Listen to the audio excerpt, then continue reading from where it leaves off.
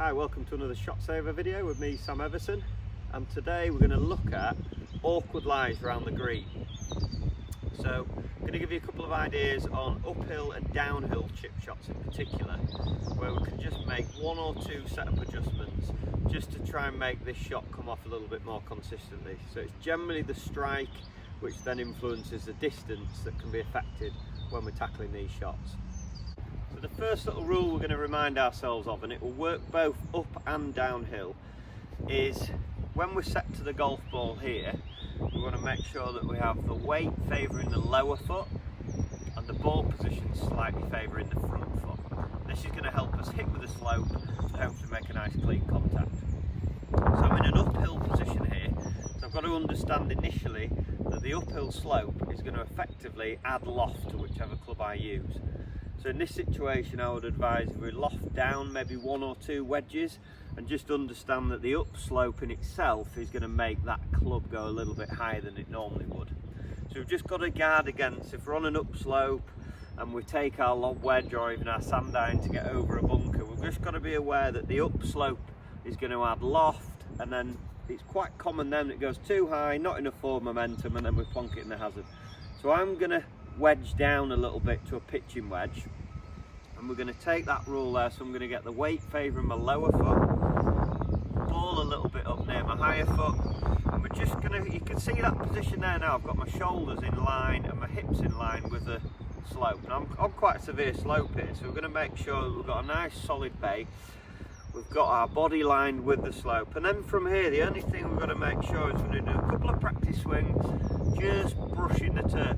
You'll notice on an uphill lie it's a little bit different from a normal chip shot where we're told to go feet together, weight left. If we create a flat lie stance on an uphill lie, you can see how we're going to start digging the leading edge into the slope, which is not what we want.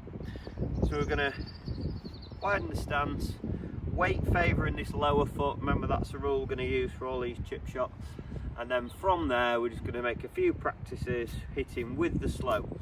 The only swing thought I'm going to make here is making sure that I don't then fall back down the slope. I've got to make sure that even though I'm not leaning into that left side so much, I'm going to really try and maintain my balance point, and we're going to stay quite solid. That's where the wider stance comes in. So weight towards the lower foot, angle the body in relation to the slope, and then from there we're going to hit with the slope and we'll get a nice ground contact. And the ball went out there, didn't go too high, we still got some forward momentum, and we chipped it on nicely onto the green. So we've adapted our setup there to handle the slope and hit with it. Right, as you can see here now, I'm on the downhill slope.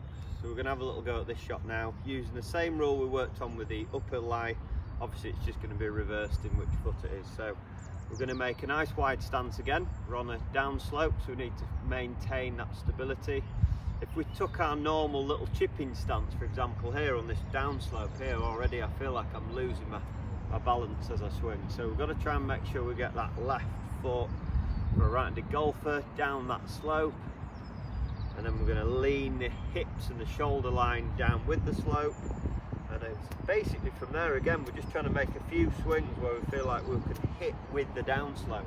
As long as we're hitting with the slope in either direction, it's going to minimise the chance of a nasty ground strike, and we're hitting those sort of duff shots which ends up short of the green, and then we've got another shot in front of us exactly the same.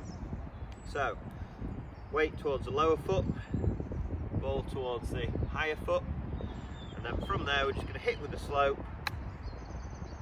Notice how there, as I've rotated down, kept that weight forward down the slope, and again it's gone quite low for a lob wedge, but again that's the slope decreasing the loft as I hit it. So we've just got to be aware when we're on a slope it's going to affect not only the loft but how much the ball runs out.